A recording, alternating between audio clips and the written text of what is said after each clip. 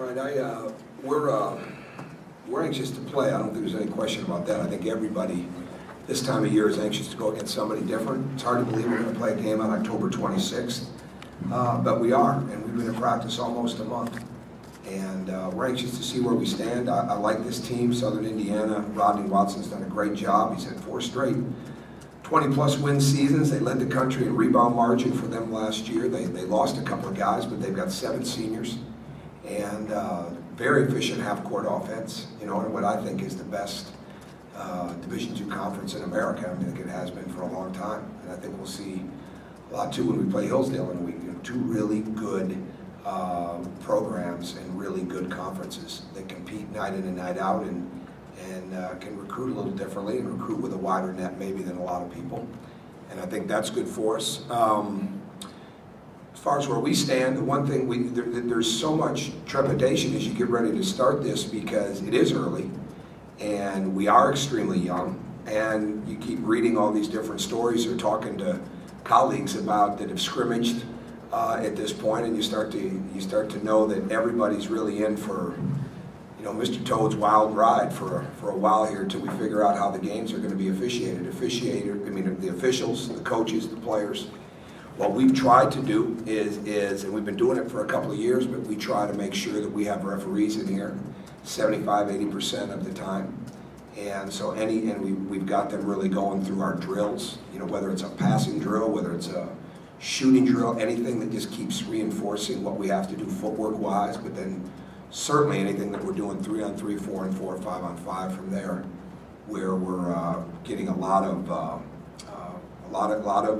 teaching, you know, and we want to make sure that we understand that this game is changing and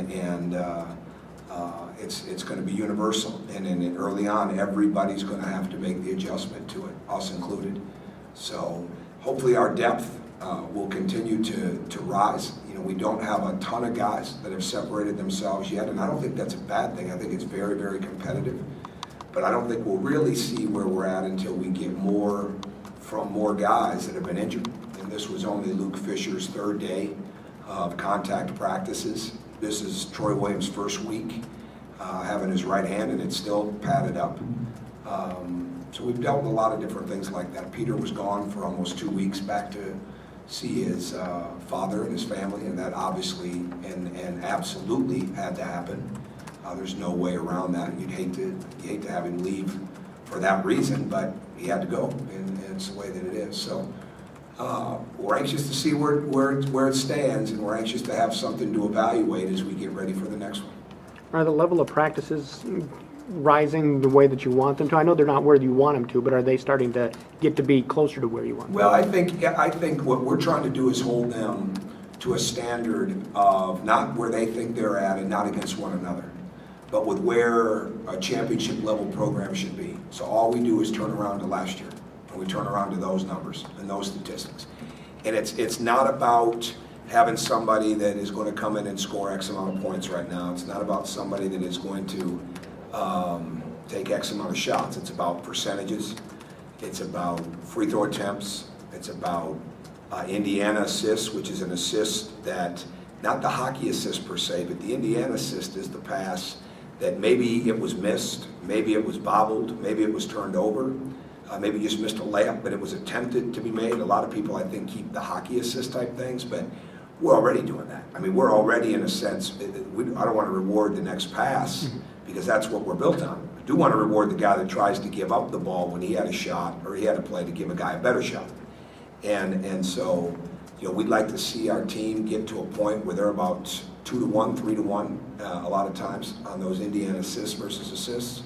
Deflections are big efficiency points for us. So we're really evaluating this team and holding them to a standard of what last year's numbers looked like. Now that's far-reaching. There's a huge difference between last year and this year right now, and there's a huge difference in the numbers, but that's what we're reaching for. So in answer to your question, the energy's been good, you know, for a long time. There's a lot of mental pressure out there right now to get an understanding, to skip some steps. You know, because we're going to play so many young guys, we can't have a team that is constantly making mistakes because they're not strong enough with the ball, or they don't talk, or they don't react. And We're extremely long, we're extremely athletic, but we're extremely short on understanding and experience. And so a lot of time is spent right now learning how hard we have to practice, how much we have to compete. Is it difficult to practice at that championship level, especially because you have the bulk of those guys that won that championship aren't back? Yeah, absolutely. There's no question, but they have the want to. You know, and will the will do be there? We'll see. But the want to is there, and that's what you want. But I mean, when we point out that, well, Victor shot this percentage, it's not about how many points he had. It's percentages. That's the standard I think you try to hold them to. You know, what are they getting out of what they're doing? And then are they making their teammates better? And we're trying to play to the level of our length and athleticism. We're trying to get those understandings.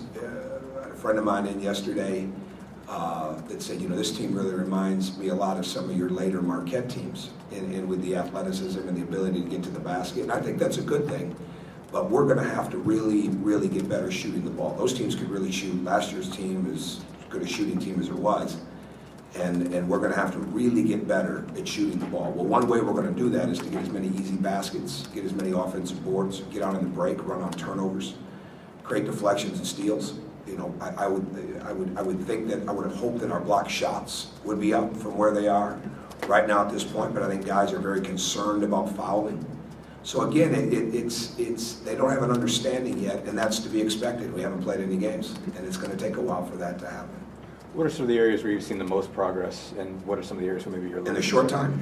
Yeah, since you've been in practice, or really just with this team in general, where have you seen this team get better, and where do you ball see moves this better, and now when the lights go on, it's got to move that way. You know, the biggest thing with a young team is shot selection. Sometimes it's decision making, but it's thinking that okay, you know, now it's my turn, and we're not built that way. And that's not going to happen. No, that's why it's so important that this team become a deep team, and that we can become too deep, literally, at every position. And again, we've got a lot of multi-positional guys, and because we don't have a deep backcourt per se right now, we've got to make. And Stan is still out. I mean, he won't play tomorrow night unless something magically changes tonight. But we've got to play a lot of different guys in a lot of different places. So I think that's happened. I think versatility has grown. I think confidence has grown of guys being stretched into positions and doing things that they might not have done before. I think, no question, the defense has gotten better. Understanding our length has not improved a little bit this week, but I think we have a lot of guys right now that have +5, +6, +7, +8, +9 wingspans that think they have a -2. You know, they don't realize it. They don't realize what they can do athletically. And I think until we get in the games, and until we hear the whistle blow, and until we have real crowds, and real timeouts, and real situations, it's going to take a while for them to get that. But I think different guys are bringing their voices to the table, and some guys are still too quiet.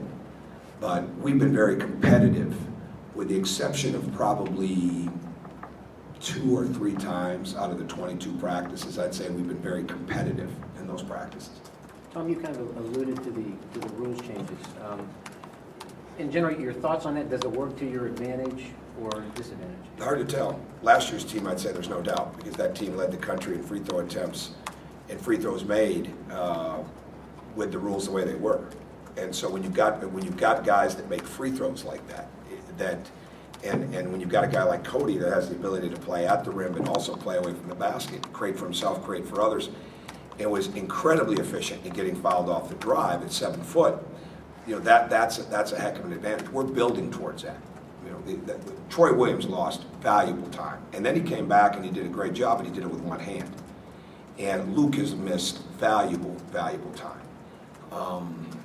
Noah, we're stretching his game constantly, I think, and I think that's helping. Stan Robinson has missed valuable time. There's been times Devin's been in and out, though he's been extremely efficient for us over the long haul. But we've just had different issues with the injuries. But the guys that can make foul shots right now at a pretty high level, be it Jeremy, be it Yogi, needs to be Will, those guys need to get fouled. Evan Gordon, those guys need to get fouled. And so as the freshmen are getting used to it, Hunter Priya showed great improvement from the foul line in practice. And again, I'm putting a lot on the numbers this year because there is so many different guys, but I'm putting even more on the hustle numbers, because last year we got to the point where we could almost take the hustle for granted. I mean, we knew what we were going to get each day. We knew that Victor was going to dominate in deflections, and Cody was going to dominate in deflections, and Jordan and Christian were going to go above the norm, at their positions. And we knew that. But now we don't know that. So until we get in the games, we don't know what's going to happen with that. So we're going to do our best. We really couldn't bring referees in much more than what we do. So I think that's good, and we're going to continue to do that. I'm sure we'll do that far longer into the season than what we have in the past, to keep trying to adjust to it. What's your anticipation on how the new rules are going to impact how college basketball is played, number of fouls called, and all that? Well, I know there was a scrimmage the other day where both teams were in the bonus, two Division I high-level teams were in the bonus at the 17-minute mark of both halves. Could be a sign of things to come. Think about that. Think about that. Like, our biggest goal is to be in the bonus at the 12-minute mark of every half. We're really good when we get in the bonus at the 12-minute mark. Teams always have been. And every coach, if they really have a philosophy on it, every coach might have a different number. But that's always been ours. Now, start thinking about numbers like that. I mean, I don't think anybody knows. I think everybody's intentions will be good. And I believe that. And I totally get, where everyone's trying to take the game. I don't think there's any question about that. So there's no complaints about that. I just think for a while, whether it's me, whether it's all of you, whether it's our fans, and especially as the players get into it, everybody is going to have to be patient. It's not just Indiana. I mean, it's everybody is going to have to be patient with this. And there's going to be some storylines. There'll probably be some games that people didn't see coming this way, or some statistics or some wins and losses that are going to be a little different. So it might make it fun, but it's going to be different. And until everybody figures out, and I think the other trick is going to be, here's where I think the biggest adjustments are going to be. How quick can you adjust in the game? And the scariest thing about this team is they're so young, they've never had to adjust. They've always been players that could really do what they did in high school, and now the rules are different. So this is where your intelligence and your ability to say, okay, I can't get up on this person this way, or we've got to go zone early, or whatever it is, you've got to be able to do it. The people that play the game the way they play it, and they don't want to deviate, and that's the way it is, I think they're going to lose a lot of games.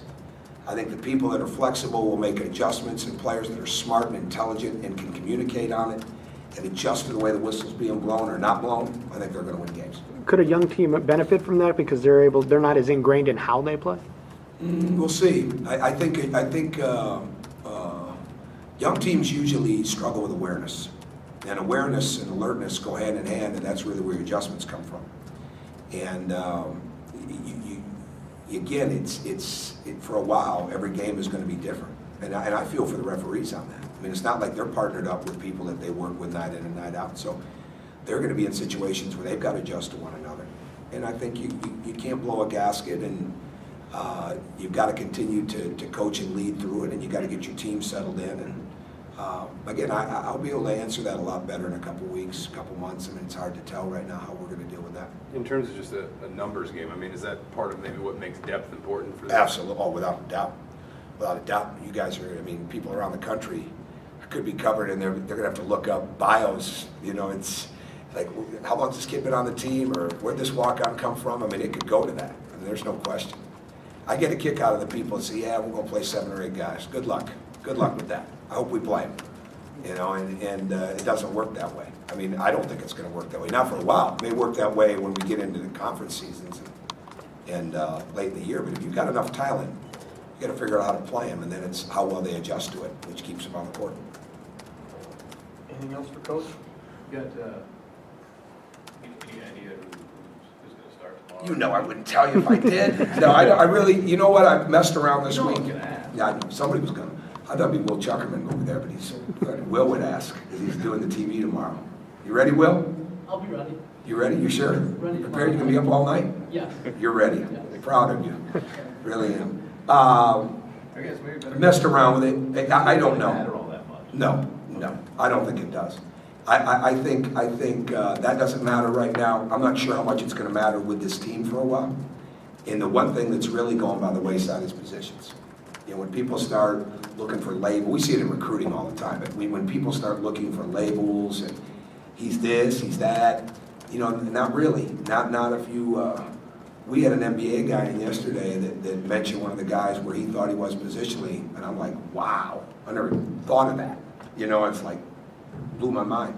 And it's like, that's where it's at. I mean, everybody sees the game through their own lens. And the one lens that is starting to be more commonplace is that positions matter less. I mean, look what the Heat did last year. I mean, look at the different teams, and it doesn't matter if it's 3 guards, if it's 4 guards, if it's a small forward at the 5, if it's a power forward at the point, it doesn't make a difference. It doesn't make a difference right now. So I don't know. I don't know. I thought I had some ideas, but I'll go back and look at the film, you know, and get a better feel. But it'll be more on field tomorrow, not really based on anything completely where like this is the way we've worked at it. And some guys that are challenging for that are just getting back from injuries. So gotta wait and see. Would you like to see all of the players, or how many players you anticipate playing tomorrow night? You know, I just want to anticipate winning the game. You go into the game thinking, you know, I'd like to play this group. I do want to check our depth. I haven't done a rotation number system since I've been in Indiana. Used to do it at Marquette. And if we get a deep enough team, then hopefully we can get to that. But you go into the game saying you'd like to play everybody. You go into the game saying you'd like to play X amount of minutes for this or that, but what happens is you're just lying to yourself. You get in the game and you want to win it. And I have enough respect for this team and for what we've seen on film, and basketball's basketball. I mean, they're going to be adjusted to the same rules we are. And this is the first time under the lights for these guys, and it's going to take a while. I mean, it's the first time, you know, they've been to games, they've been to Hoosier Hysteria, they've never had to do it in front of this, and that's going to take some time. I mean, it's an intimidating place, and you want it to be intimidating for the opponent. For a while, it might be intimidating for the team, for the new guys, and that's all part of the adjustment process. So I really don't know. I'll have an idea, and then we'll just play to do the best we can in the game. You talked about this at the beginning, but I guess elaborate more on what playing Southern Indiana, what is it about that team that fits for you guys, or what can help you guys, I guess, as an exhibition opponent? Well, I think when we decided we were doing 2 exhibitions this year, we wanted to get some teams that had tournament experience, great leagues, it played different ways, and I think what this team does is they really have a very good cutting movement team. They were great at getting the ball inside last year. Like we said, they led the country in rebound margin. I mean, they were very aggressive. How much that will change this year based on the couple of guys that aren't playing remains to be seen. But I mean, they went to some sets where they just pounded it inside, and they also had great movement sets. So I think in that sense, I think it's very good for you. And again, want to win the game, but I do think going to take more out of this from how we play. You know, what our adjustments are like, you know, what our situational basketball is like, how well guys move the ball for one another. And I think that's going to be probably more important at the end of the day with any score, because it's not one that goes on your record, but you certainly want to come out and have guys understand how to win the game. And I think Southern Indiana, because of that experience back, we didn't want to play anybody that was in a similar situation to us experience-wise. I don't think that would have been a plus. I think the plus is going against some people that know what they're doing, that are well-versed in their ways, and have had success, know what success feels like, and let's go see how we deal with that. So that was the biggest thing with both teams. Thanks, Coach. All right, Thanks, thank Tom. you.